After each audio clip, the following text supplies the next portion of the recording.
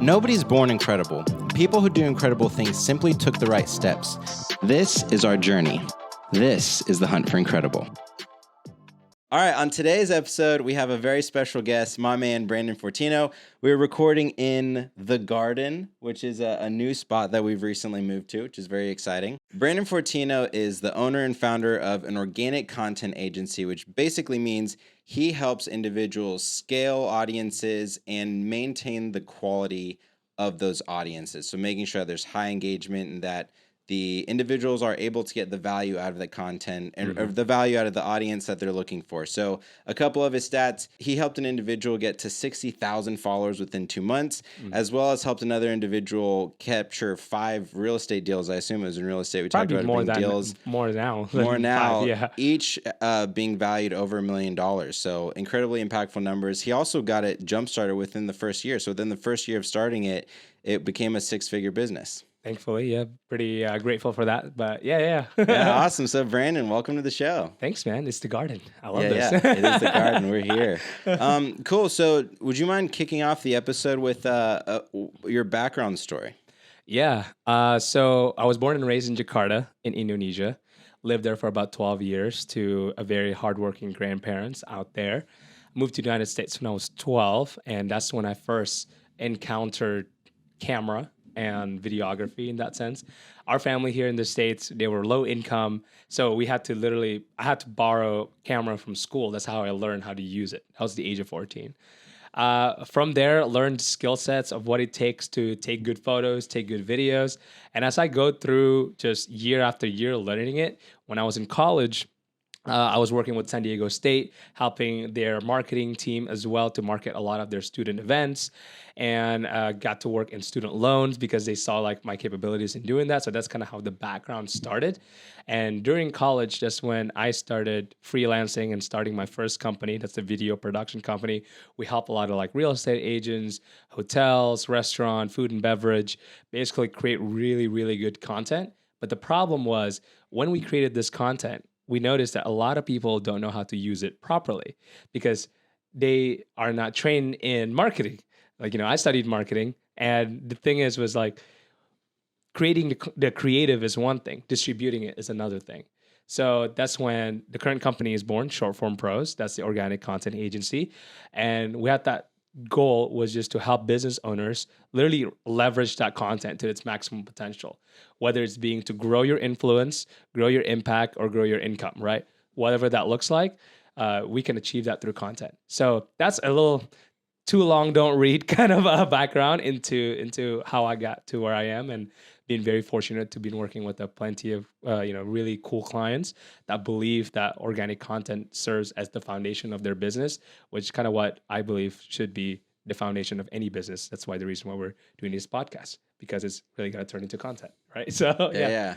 So immediately coming over from Jakarta, what was your story in terms of how you got started? You mentioned you borrowed a camera and things like that. What was your journey in terms of initially getting pulled into that space and developing in it? Yeah, so when I moved here, I was a middle schooler. So didn't know anything about America. I only saw it through the movies. But then I moved to Bakersfield, which is nothing like the movies of what America is supposed to be, right? So had to really acclimate that culture the first 2 years. That was my middle school era in a way.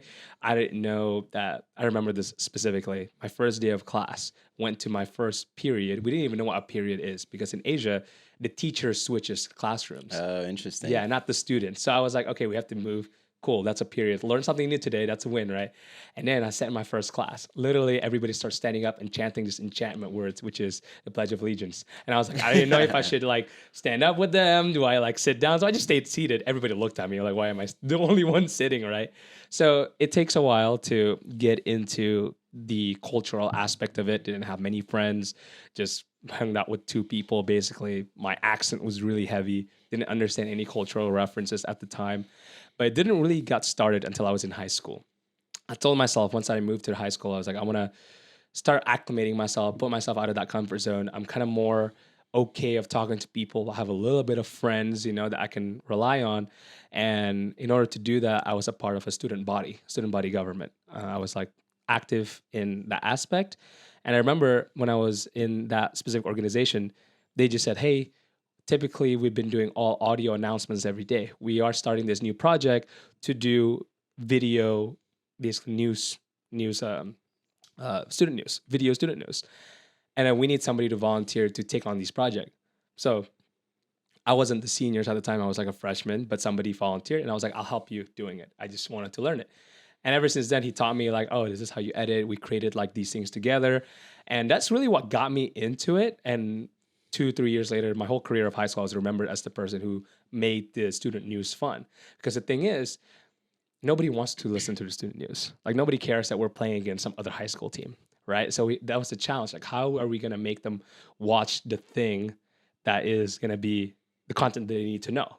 So what we did was actually every single episode, which is once a week, we added like a 1 minute to 2 minute like intro, kind of like an SNL skit on whatever it is to make it funny. So people always looking forward every week on Wednesdays to see what this week's skit is going to be.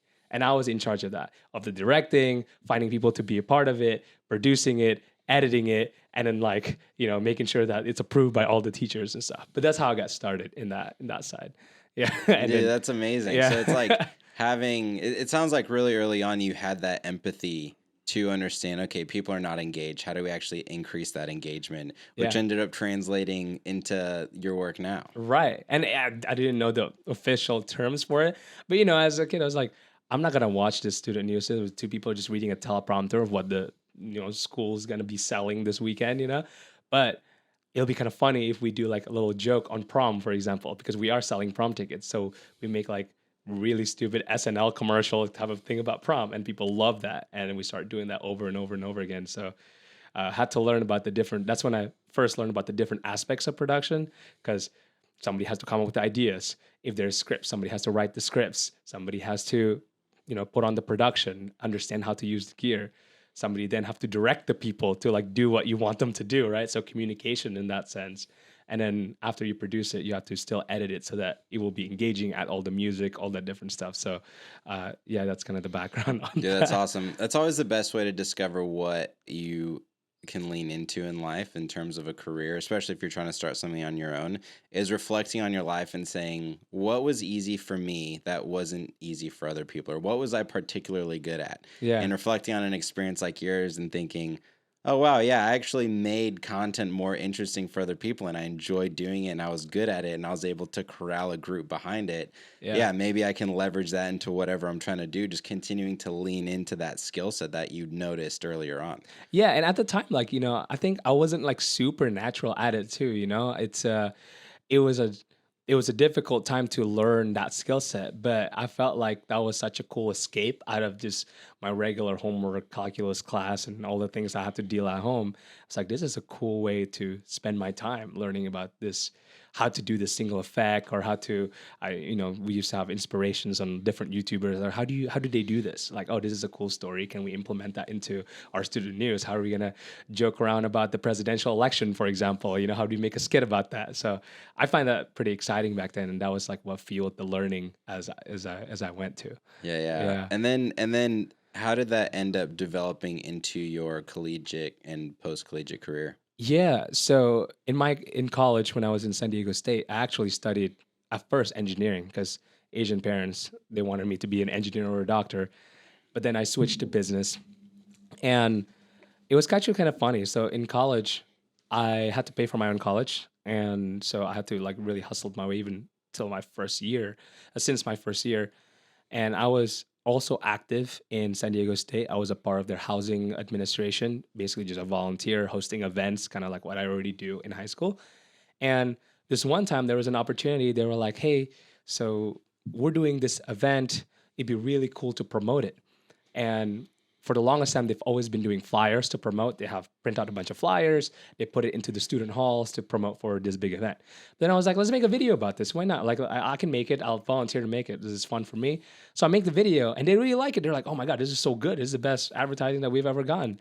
And then the housing department of San Diego State, they're like, are you looking for a job? And I was like, heck yeah. I was like, so they made a position for me to specifically do the marketing for their housing administration events. So all my job was in that position was to create really good flyers to print out, and then make really good promo videos so that students would come into these events that we're hosting like every single week or sometimes twice a week. So that's what really started it in my collegiate career in terms of developing that skill set. I learned how to market in terms of how do I get people in the door into like events, into in-person events at the time. And then I was a part of a fraternity. They saw my skill set there. I used that skill set in my fraternity. I was their marketing director for a little bit, and the goal was to get people in to join the fraternity. I made really cool like recruitment videos, really cool graphics so that people would come in and join. Get members to go up, right? And from there went work at student loans and also work in a digital marketing agency, kind of like stack on top of each other.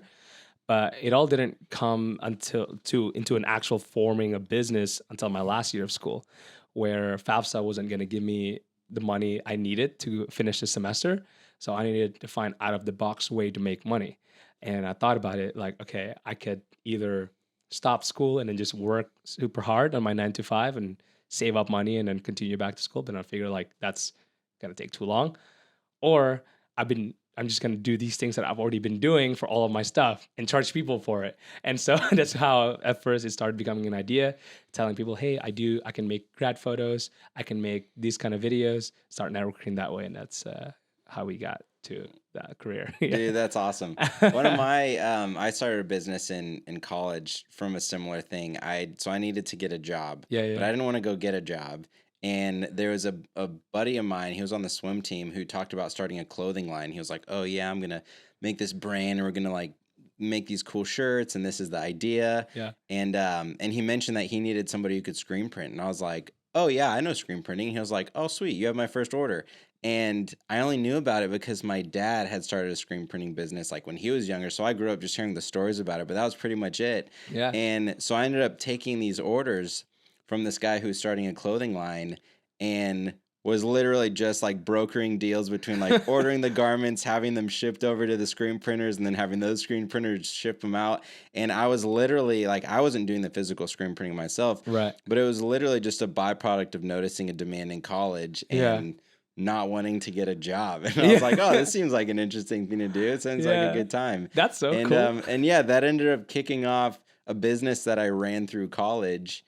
As opposed to going and getting a job. Oh, dude, I love these stories. I mean, I think that's one of those things that when people say like, use what you got, you got to use what you got. You know what I mean? 100%, 100%. Whatever your background is, you're exposed to some sort of things with your parents, your family, right? And then use that to your advantage. You know what Totally. I mean? And not overthinking it, but just diving in and figuring it out as you go. I mean, as long as other people don't get the short end of the stick, right? Like I'm not going to go pretend to be a surgeon without knowing how to be a surgeon. Right. That would but not be good. at the same time, like a lot of the work can be figured out as you go. Mm-hmm. That's so true. I had to learn that. Yeah. As I was building the business. Wait, so share with me. So like you decide, okay, this is something I'm interested in post college. What did actually like forming and scaling that business look like? Yeah. So at first I was basically learn what a freelance is, right? Like I learned that term of like, what does it mean to be a freelancer? So that's the first, I guess, evolution from, this is when I was still in college.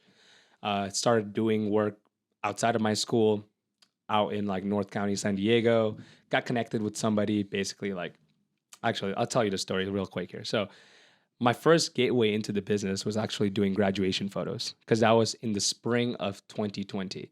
And I know I can crush it with photo. That's so easy and easiest money I can make. Like at the time it was like easy $80 for an hour. Take photos. Doesn't take more than 2 hours to edit those, right? So I started doing that. But when I was doing those photos, I kept telling everyone like, hey, I'm actually looking to work with some sort of people in real estate. The reason why I think real estate, because I mean, I've been watching a lot of these videos of people like, hey, you can get rich using real estate. You just need to learn how to do it. But I was like, why not learn as I'm making money from it? So that's why I chose real estate, right? One of those conversations paid off. And somebody was like, hey, I actually know somebody that might need this. So I got connected to that. Got connected with this one client. Had to do like about 3 free work for them until them to actually like, okay, I've seen your work. You're good. All good. So that client became kind of my first ever pillar client in a way. They've been referring me business, and those people that are in her network was also referring me business. So like that's really the first part of that scaling. And quickly I realized like I can't do it all myself because I was doing everything kind of like back then, like the production, the editing, talking to the clients, invoicing. And I was like, oh my God, this is tough. Right. And I was like, hold on a minute. I was like, this is a lot. And, and so, somebody had reached out to me because they heard my story because, one of my professor shouted me out in class. They're like, hey, there's this guy, Brandon, that's doing this thing. If you need help in any of that, just let me know. I'll connect you to this guy. Somebody came up to me and be like, hey, I want to do business with you. I'm like, okay, cool. I didn't know what it means to have a partner. I didn't know what that, actually entails. Again, I was learning as I go. But then I was like, I have a lot of work that I need to get done. It'd be kind of cool to have another person. I was like, I know all business owners do this, right? I was like, they're just going to pick up somebody after coffee and just make them a business partner. Great idea. You know what I mean? So I was like, yeah, let's partner up, open an LLC, all this fancy stuff. So we did. And then so quickly realized, I was like, wait, so how are we like, we're still having the same amount of clients, but now the pay is divided into two. I'm making less money now. You know what I mean? I was like, okay, so we need to work more into developing this business. So that's when we started like doing outreaches and all that different stuff, trying to grow this video production company together. And that's when we started working with like bigger clients, stuff like food and beverage, like restaurants, hotels, and around San Diego. And then I learned what it takes to hire contractors out in terms of like, okay, I can hire somebody to help me videotape this. That way I don't have to be the only person to do this. Oh, cool. I can also hire him to do the editing. Cool. And I also learned like, oh, I can actually charge more now because now we have 3 people, right? So that's kind of like the progress that I've been using, I guess, learning it. I didn't really invest in many courses or being part of any masterminds. I was just kind of figuring out on my own. I had like a mentor, like one mentor, but we just meet like once a month type of thing to ask like, what can we do and all of that. And he's like a very old guy and all that different stuff. So that's the journey, I guess, to really learn that aspect of business. And something happened with the business partner that basically like he had a baby and he needed to actually get a more stable income. He was like in his middle 30s and I was obviously in my 22-year-old, right? I was like, I can do this, like no problem, right? So uh, that was kind of the journey of me learning about business and really learning the difference between being a solopreneur and having somebody that actually runs a business. I guess from your story, like you learn how to broker those deals. You're not actually into fulfillment. And that's something that I guess I'm also still learning every day in terms of how can I create the fulfillment that is actually kind of remove me from the business and I actually just focus on things that matters the most. Because with videos it's a creative aspect to it, right? So how do you really lead a creative team to be successful? So that's something that I feel like my challenge is, and still going to be continuing now that all types of form of media always changes. But that's kind of like how I got from the freelance into like the business at this point. Now I'm at the point like, okay, I learned what an SOP is. Cool. I learned what it's like to outsource. Cool. You know what I mean? I learned what an assistant's supposed to be doing. Cool. All that different stuff. One stepping blocks at a time. Yeah. What were some of the roles and responsibilities that you started outsourcing first? I'd say the first thing was probably the video editing. It's takes the most time and a lot of the times it doesn't produce new business. So that's the first thing that I realized quickly. Like, I need to outsource it somehow. And there are people that loves just to video edits. Like that's their jam and bread and butter. They don't want to talk to clients. They don't want to negotiate. I like that part of it, but some people don't. So that's the first part that I'd say I'd outsource. And the second part is the actual sometimes going out on shoots. So I realized that even though I understand cameras and audios and all these different stuff, there are people that are way better than me that like understands like, oh, this is like the light curve that you got to know, and then like the type of code and codecs, whatever light code, color spectrum, and all this. I'm like, I didn't know that much into it. So I realized that's really cool that somebody is very knowledgeable in that sense. So that's when I started outsourcing that part, and I can focus on the directing, which is really getting somebody to be more comfortable in front of the camera, making sure they're saying things clearly. So I'd say that's how I outsource things: the post production first, and then the production, which is the video, the actual handling of the camera operator, I guess you'd say. And yeah, that's pretty much things that we outsource. And then obviously some assistant level stuff, client management, client success, stuff like that too, just the account managing side. Yeah. Totally. Yeah, that's one of the most important things when building any business is focusing on what you are uniquely good at and leaning into that thing and outsourcing everything else, because the stuff that you hate always has somebody who loves doing that specific thing. Right. And so like a lot of people who are building their businesses, they focus on doing the most important thing, but you shouldn't be doing the most important thing when you're trying to build a business necessarily. You should be doing the thing that you are amazing at and you're uniquely good at. And sometimes that means that the most important thing is actually given to somebody else, or like the crux of the matter is given to somebody else. But if that somebody else loves that thing and you're still maintaining ownership and control, of course, of whatever you're trying to build, but you're leaning hard into what you're uniquely good at, like talking to people or doing sales or negotiating, but understanding enough of the product that you can properly sell it while you outsource editing, for example, then that's where you find that sweet spot of scalability. Totally. And I feel like I want to dive this point even home further. I think in the media industry, especially because everybody's like an artist in a way, and artists tends to be known to have big egos, right? And I think part of it too, for the longest time for me, and I'm going to admit it, like it was hard for me to pass it on to somebody else, that somebody's better at doing this than me. It's hard to accept that, like, okay, my edit is not the best. You know what I mean? Like I have to come in front that like realization that, okay, somebody else can do this better. And I think that's part of, I guess, the growth that I feel when I was like growing this business is, how do I make peace to the fact that there are other people that can do this better than me, and just I'm okay with it, and like that's fine. And focusing on, like you said, the things that I like the most. But yeah, I feel like that's the hardest part for me. I was like, there's nobody that can like edit this video better than me. What? And I saw somebody edits it. I'm like, how did you just do that? Like, how did you do that? I was like, oh yeah, you just do this. I'm like, whoa, you know what I mean? But it's impressive. I think it's really cool. Yeah, that's amazing.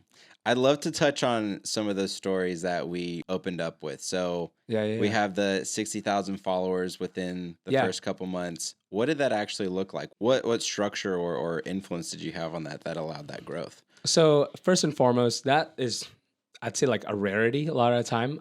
0 to 60,000. It's possible. A lot of people have done it multiple times.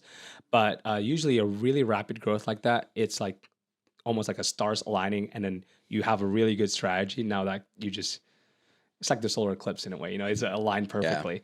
One, we're working with a very attractive niche. So the niche was piloting. So for background, this client, his name is the Captain Kurt. I don't know if I'm allowed to say, but yeah, he's chill. Follow him, Captain Kurt.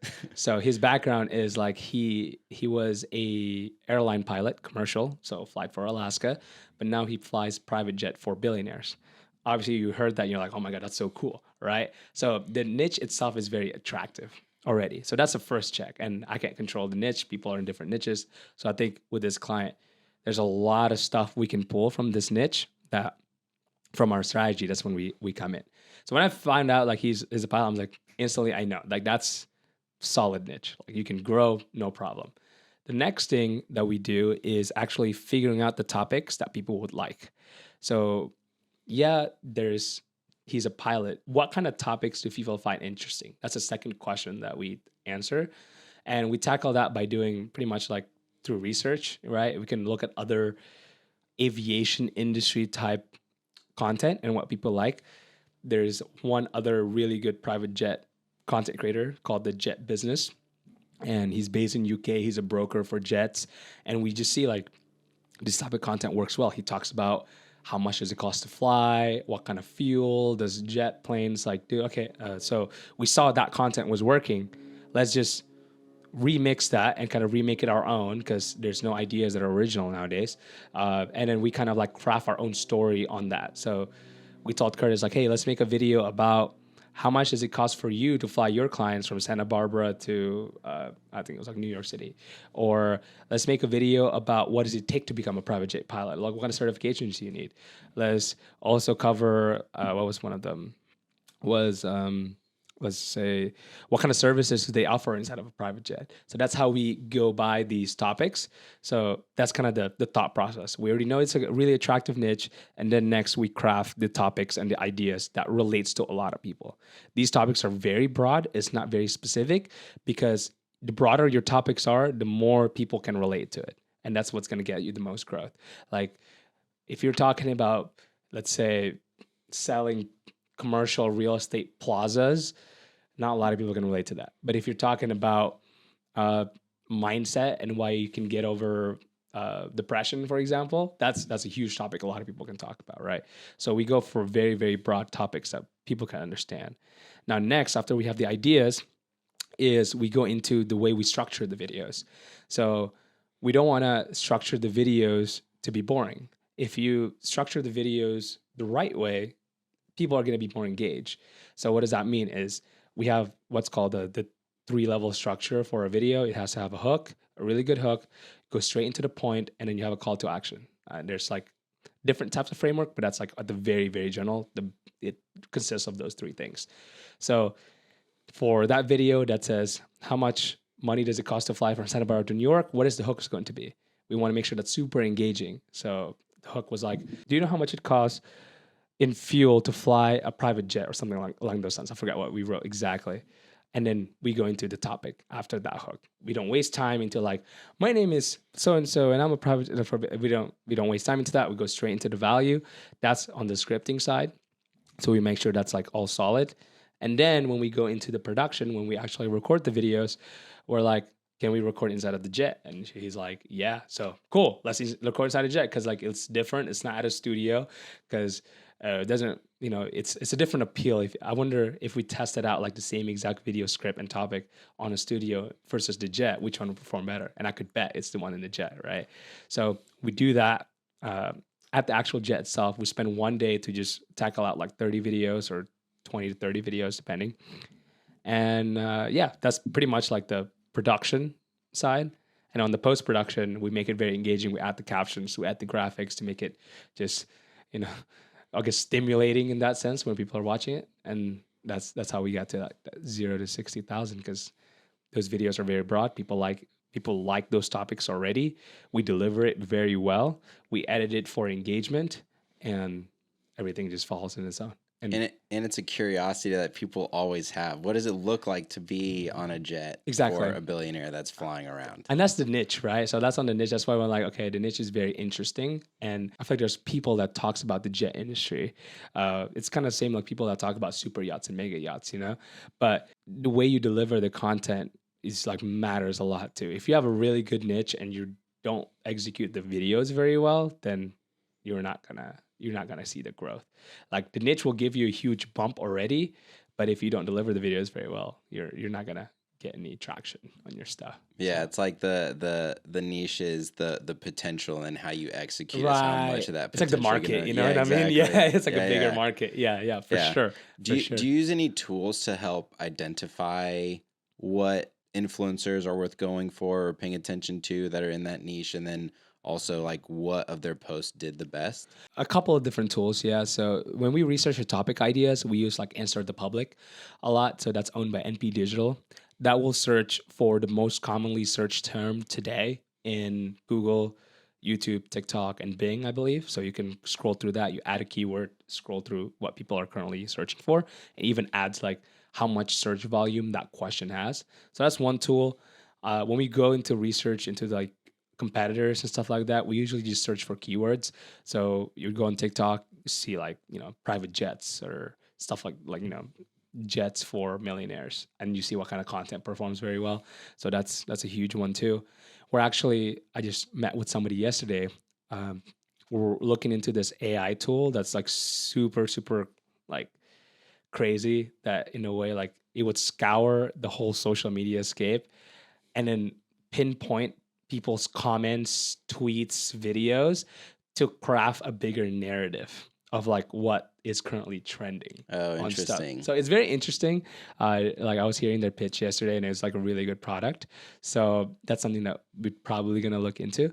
But yeah, at the very basic of it, research the competitors, use some tools like Answer the Public, Chat GPT. Those are really cool ones. Or even what people forget is like talk about your own experiences too, because Curtis obviously had a lot of stories in his bank of as a pilot. So I just asked him a lot of really good questions. I'm like, hey, like, do you like who is the most famous client you've you fly. Like, oh, it's Jason Derulo. Cool. Can you tell me about Jason Derulo? You know what I mean? Like, how was he? I was like, oh, he's a chill guy. Okay, cool. You know what I mean? How do we craft the video ideas based on that too? What are your thoughts on the balance between the quality of the production versus the quality of the content? Like, do you find that videos tend to perform better when that production value is higher, or do you find that that doesn't matter at all and it's literally just the quality of like the story and the hook, and then making sure that the audio is good maybe, but the visual's not as important? I think the quality of production matters to a certain point. It's not like it's a deal breaker. I think the quality of the story and the topics matters a lot more. So those are two different things. I think the production, as long as you're not super blurry and then it's not super dark that you won't be able to see your face, that you look like you're out of a bat cave, you don't want that, or having say like a microphone that sounds like those 70s static TV. You don't want that, right? So there's a level of production that's tolerable. But really, people are looking for the stories and how you deliver things. And I think that's the things that always changes. It's very interesting because I started doing the vlog style videos, right? And I have this little group of friends that also are doing similar things. So we trade like, what's working with them, what's working with them.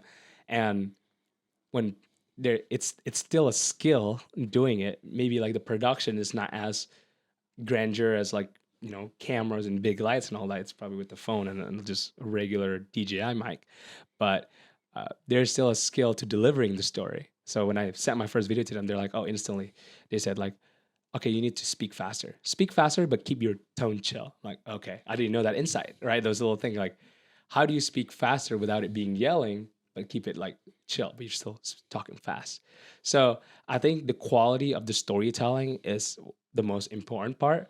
So that includes everything from your tonality, how you say your sentences, and just if you're out and about, like what kind of movements you're doing. I think all of that matters a lot more than the actual production quality. What makes the biggest impact on a good story?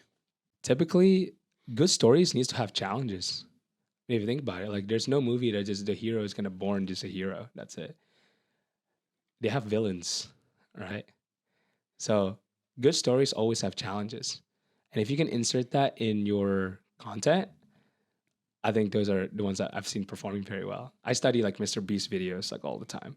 Like Mr. Beast videos, he is the best YouTubers and content creator out there, probably until we have another person. But if you look at his videos, I'm staying in this island for 10 days with me and my friends.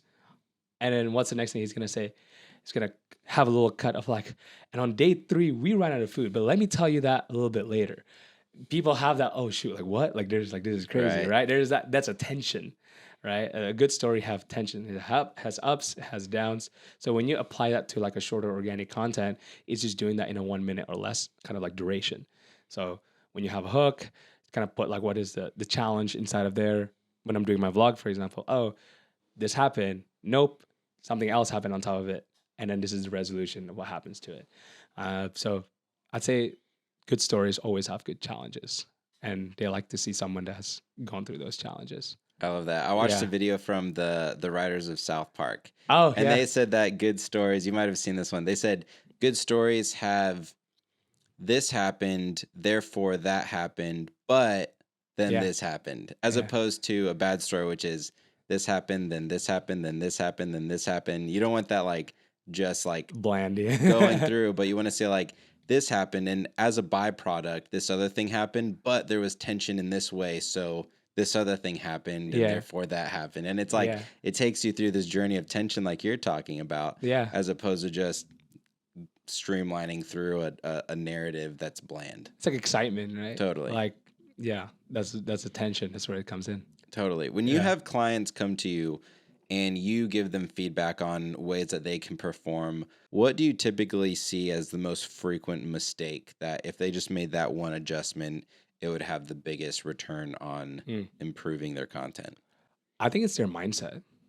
Like that's something that I've been very, very aware of this year.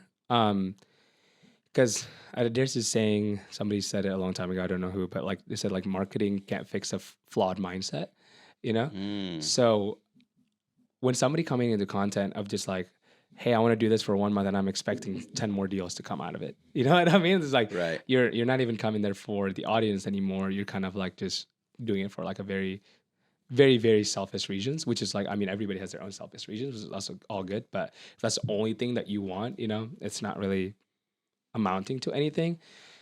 So I think the first thing that I was trying to figure out is like, why are you even doing this? Like, for what purpose are we doing this? If they don't understand, I try to like explain to them typically how content really works. Like, this is a tool to build a community, which you can forever monetize if you're really good at it. But this is not like paid ads where you would just pay something, put it in front of people, and get business right away. Very transactional, right? I think content is a very relationship building tool, and that's a very powerful one.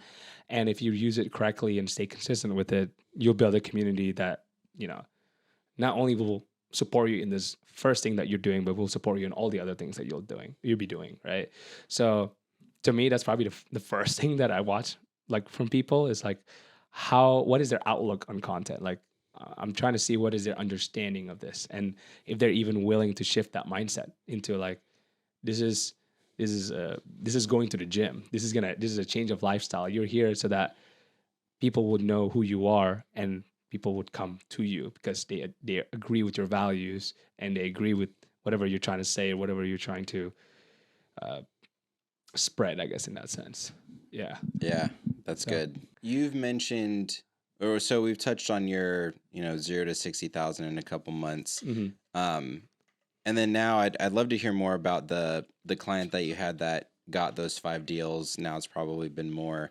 Those are two different types of engagement, right? You have one which is scaling up the numbers, and then the other which is the actual quality of return from that audience.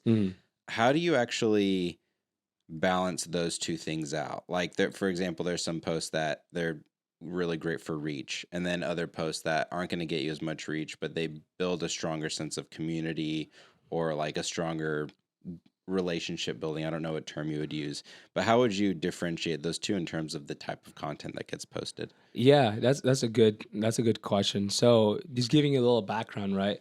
This person that has closed that many deals, it's not their first deal that they're closing. So they already have a history of closing deals. They already know how to close deals, right? So keep that in mind first. Content is just another gateway into people discovering who you are. If you think about it, you're adding another lane into the highway, and then now there's more cars that's going to see you and they're going to go to your destination, whatever that looks like. So the kind of content strategy that we imply with this one client, you know him, it's Chris Luna. Oh, cool. Yeah. We wanted his name to be known as the ADU developer, the developer of multifamily space in San Diego. That was the one target goal. This is what he wants to be known for. Cool. So from there, we break down the strategy, right? Okay, we're going to talk about your experience. Let's shoot in front of your properties. Just talk about your days and what do you do as an investor, and kind of like give people a little insight about your projects and what you're working on. And I think from the actual videos itself, I remember he was posting this one video, which was in front of his property. He was just telling a story about how he acquired this one particular building in single family residence by San Diego State. And it's just a cool story. Video didn't go viral by any means. I mean, depends on what you count as viral. It got like about 4,000 views, 5,000 views. So, it's pretty decent performance, I guess. But somebody saw that video and it was like, oh, I saw you were buying in this area. I'm actually thinking about selling. Do you still buy? And so he is like very, very quick with it. I mean, he's a closer. He's like, hey, let's hop on chat. He called them, do whatever he needs to do. And he ended up, obviously like closing on that deal.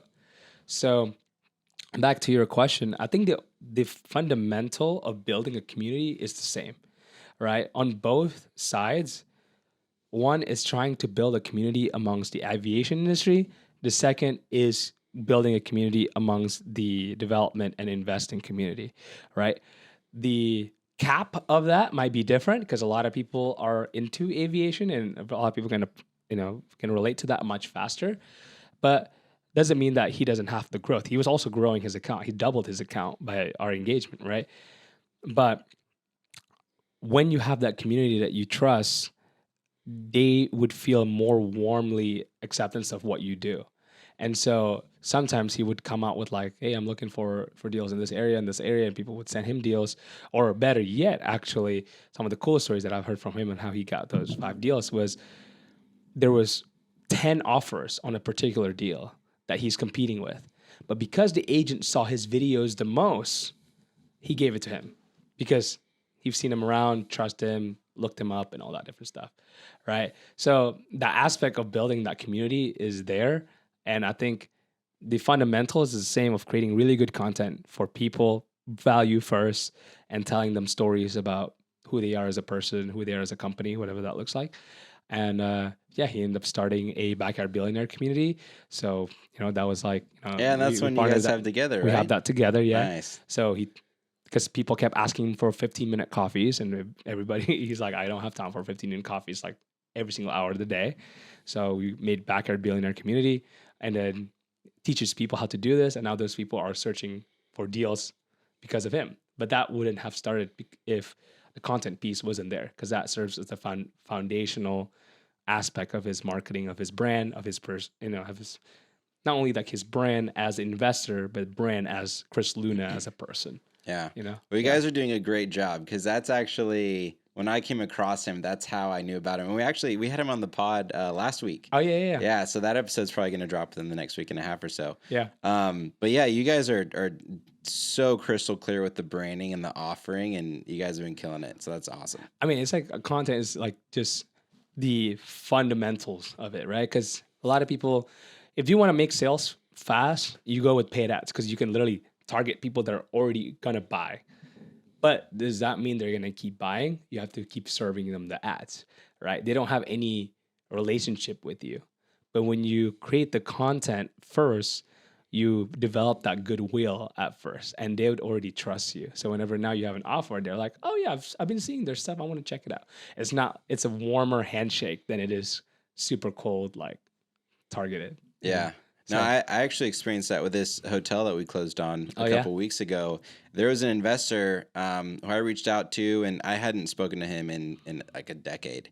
And I met him a decade ago in passing. So we worked at the same company, and we got along. We grabbed drinks maybe like once or twice, but didn't have like a very rich relationship. Yeah. But we liked each other. And then a decade later, I reached out to him for this deal, and I was like, hey, would you be interested in investing? I was like, yeah, sure. So we hop on a call.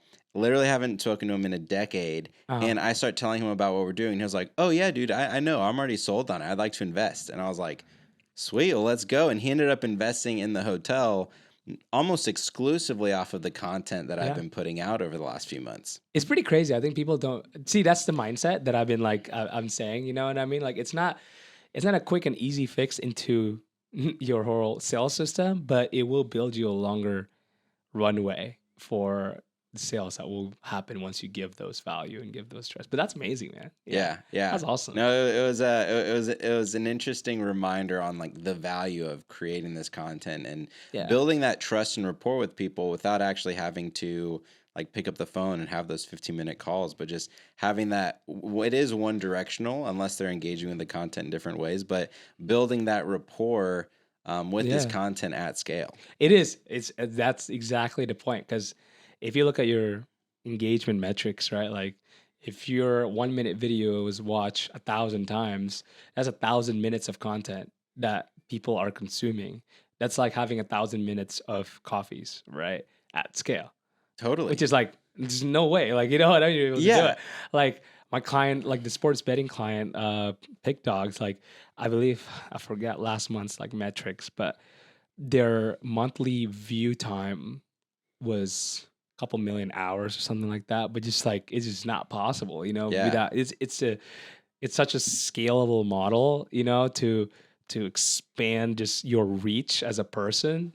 That's where the true value is going to be. Really. Yeah, 100%. Like we're sitting down having this conversation for an hour. If 1,000 people listen to it, it's 1,000 conversations that we had. It's 1,000 hours, literally just right here. Yeah, it's pretty crazy. Yeah. What do you think the future of social media is? So it's evolving so much and so quickly. What do you think is like the future, the shift that people who are in the game need to be anticipating? It's hard to predict the future. I wish I have a fortune ball, you know what I mean? But I think what we're seeing, at least right now, people want a more authentic kind of content. That's why those vlog type videos performs very well. I think people want to see authenticity. Yeah, Yeah. I'm looking over at Jax because we've been going back and forth. There's some other friends that we have in the Yeah. space who are creating videos, and we've been telling them, yo, behind the scenes are really starting to do well for Yeah. us.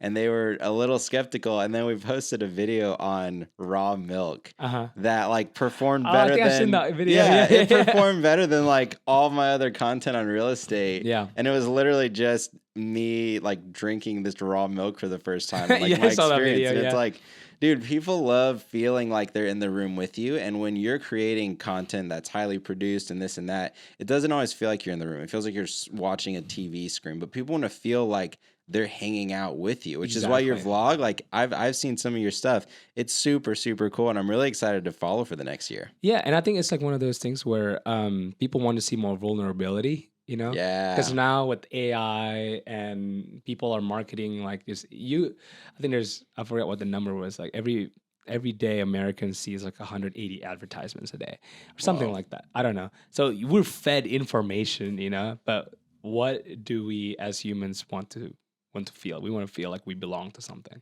And that's why social media, I feel like, is an escape for that, which is, you can argue if it's a good or a bad thing. I don't know. I don't want to be in that conversation, but you know what I mean? But it does provide you a platform where you can feel like you're connected with another Yeah. person. And I think that's why more vulnerable content embedded with storytelling, right? Kind of like if you tell a story about why you guys are going to Italy, for example. What is the reason behind it? Why is the reason you moved to this house from Little Italy? Kind of like what story we talked about today, right? So people want to see more of that, and I could bet you that that's just gonna keep going up the next couple of years because people don't like when they're getting shit on. They're hearing those people like, "Oh, you should do this, you should do that, you should do that," but people just want to feel connected. So I think if you can still deliver value and connect with them, that's going to be, at least I think that's my prediction. No, that's a really interesting perspective that I haven't heard before. Where now with AI coming around and it being so easy to produce things at scale, it feels much more industrial. YouTube And is to actually feel more human Yeah. has such like gravitas to people. Yeah, YouTube is actually cracking down on that right now. YouTube is cracking down on AI automated channels Oh yeah. because that's a very easy thing to do. People just like make ChatGPT, write the script, make another AI read it, and then like put a bunch of random The B-rolls YouTube using automation. Yeah, exactly. YouTube is really, really heavily cracking down on that right now, which is very interesting. I think. Yeah. It shows kind of where we're going in terms of they want it to be creator led instead of it being like AI or robot led. Yeah. Kind No, of that makes a content. lot of sense. Yeah.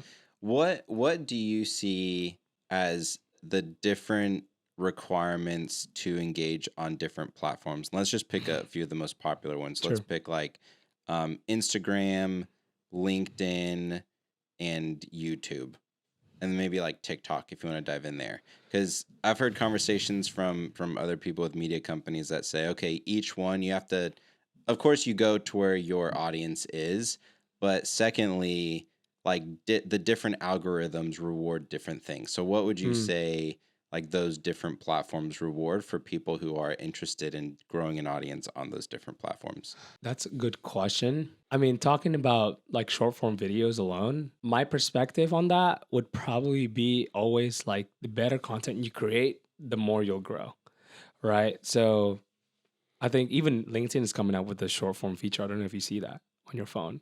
Mm-mm. LinkedIn now has like an option besides like home. Second option is actually a video, and then it's like a swipeable video. It's like a Oh TikTok wow. on LinkedIn, which is kind of crazy. So they're even doing that, right? And I think it's very hard to track of like, well, it is somewhat possible, like these minute little details. For example, YouTube, your videos has to be less than 60 seconds to be considered a short. They don't do anything more than that. And you want to make sure basically like it's 60 seconds or less. TikTok, typically, like some people use hashtags on it. Some people use some sort of like titles on that too. So these are like the minute, I guess, like things within each platform.